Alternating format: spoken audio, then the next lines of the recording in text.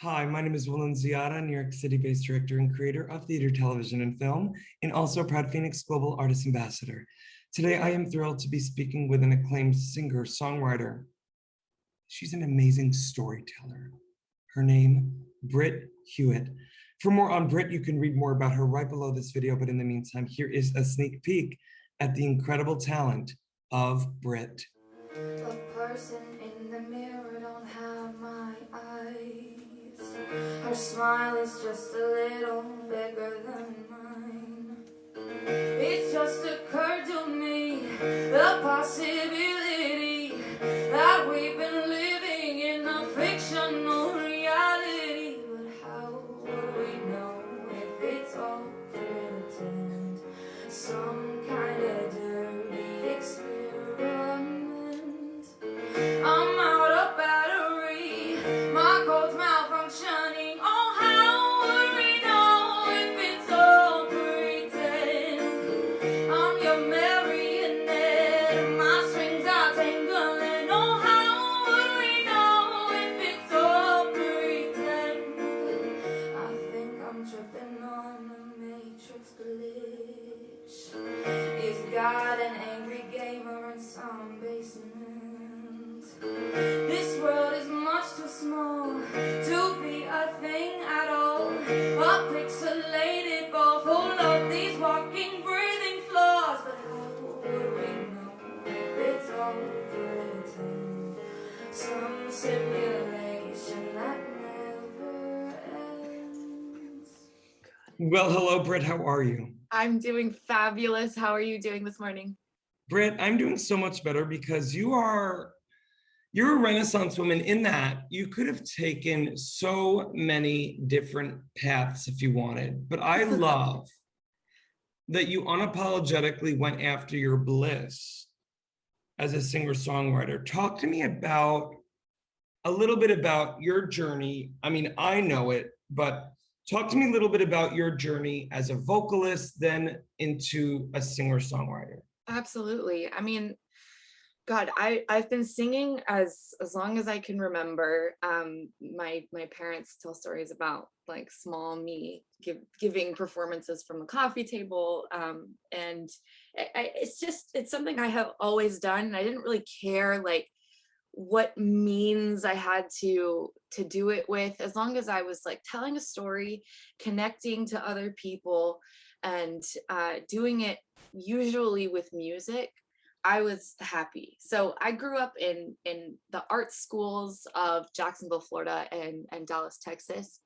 And that really gave me a lot of the technical knowledge and oriented the sort of path that I needed to do this kind of other half of me in opera and classical music, which has greatly informed the way that I perform as a singer-songwriter, and the stories that I tell as a singer-songwriter.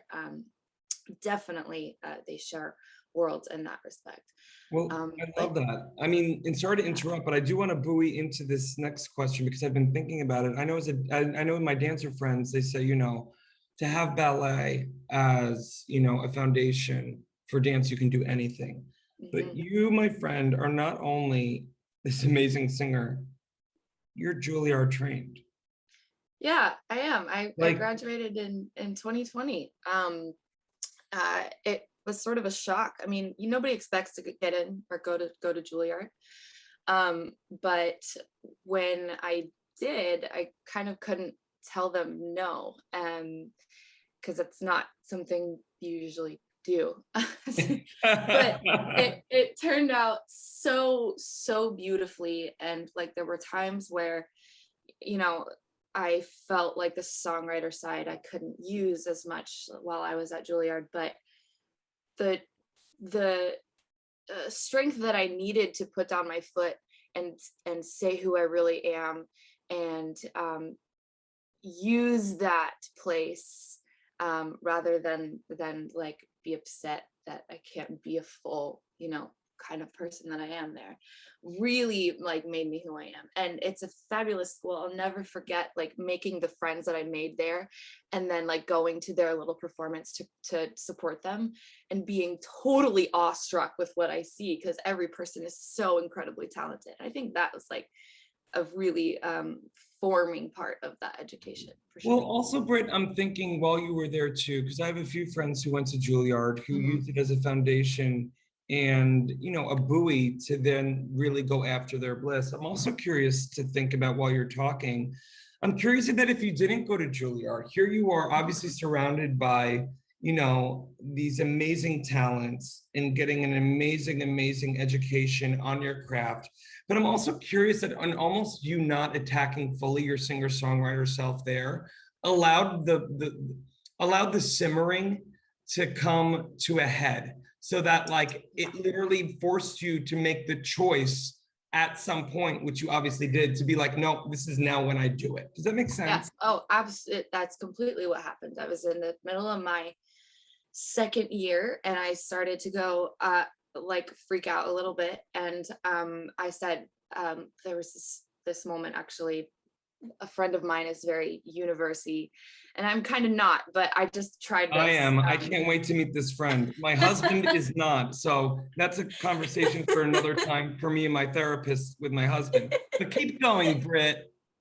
So the trick is to ask the universe for a sign, and it needs to be a specific sign within a specific amount of time, is the advice from this friend of mine. And I you know, whatever, but I was in a place and I needed this. So I asked to see a red balloon, which was the example that she gave me actually. And if I was supposed to do some songwriting and really pursue this, I need to see a red balloon within 24 hours. And I saw one that evening from a birthday party. And I saw I was going back to New York by plane, and Southwest, when I got there, had this giant arc of balloons, and there's like all these red balloons and stuff. And I went, okay. So I applied to New York Songwriters Circle and I was accepted. I won a contest that summer, and it just sort of started to be something I couldn't ignore anymore.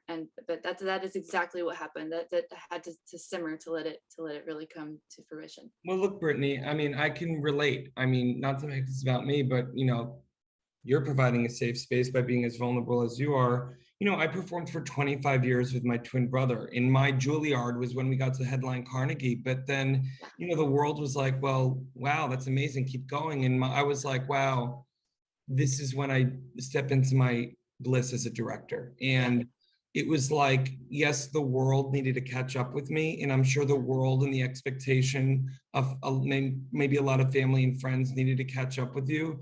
But then it's like, once they see you doing your thing, it's like, oh, wait, no, this actually makes perfect sense. But because of that, like, it's like all those years of you doing everything, it was like, oh, no, that was actually perfect, because you now have this tool belt that wouldn't have been as rich and nuanced and textured if you had maybe begun your bliss early. Yeah, well, I think for me too, like, I'm not done exploring other facets of course creation. And I think that that's something that the world struggles with so much, because we like to put people in boxes. We need to be able, and it's easily digestible for the world. yeah, but you have to, I think, be available to experiment. I think experimentation is the most important thing, and be able to be vulnerable and strong enough to make those mistakes so that you can grow. And I think like I want to write shows. I want to direct. I want to write articles. Like I think we have to not be like, okay, and now I'm just this thing, because it's nice and packageable for the world to see. I think that is not what we should be doing. So that I'm not done with that either. I think that we have to have this and this and this and this and this and this. Look at Britt, you're an artist. I think you're also a storyteller. I mean, you know, I was like, I almost asked you before the interview, but I'll ask you now. It's like, you know, on these YouTubes, I like to put something digestible for the world. And I've been talking with artists, usually pre and post interview, but I'll talk to you about it. Look at like, it's, you know, yes, singer-songwriter, easily digestible. But to me, it's like, no, you're an artist, you're a creator, you're a storyteller. What would you say for you today? Who's Britt?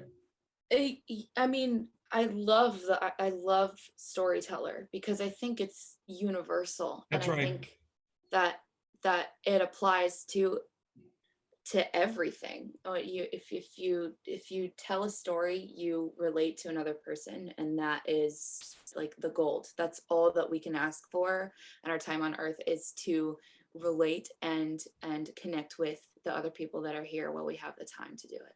Amen. I want to go to your TED Talk, Britt. This Listen, is it. This is the TED this Talk. is it, baby. Before I You let giving it. Before I let you go, I want to let the audience know, for more on the amazing Britt, you can read more about him right below this video. Britt, I want to know, moving forward for you, look, you're a badass female of the planet. You are, and I'm thinking about like all the young Brits out there looking up to you. If you could tell your younger self something right now, or those young girls out there specifically who are looking at you, how you've been able to traverse this crazy business, what piece of advice would you give them? Take up more space and forge a path. Don't be afraid to forge a path that hasn't been forged yet. And some rules are meant to be broken. I love it. It's going on my vision board, baby. Well, listen, Britt, I'm so grateful for your time today, and I'm happy that we're connected now. Thank you so much, Will. It's such a pleasure, and we're doing what we can. So thank you. One foot in front of the other. That's what we got to do.